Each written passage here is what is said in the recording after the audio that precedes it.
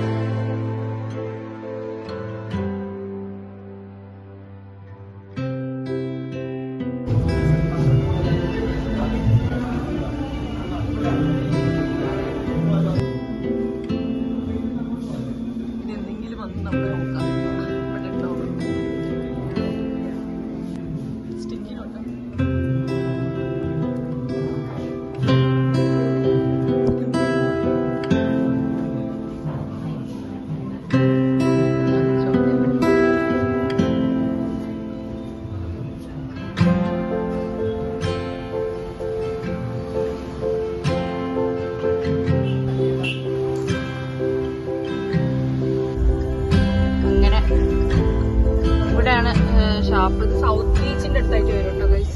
ഇവിടെയാണ് ഷാപ്പ്. ഇതാണ് കടലാസ് കഫേ.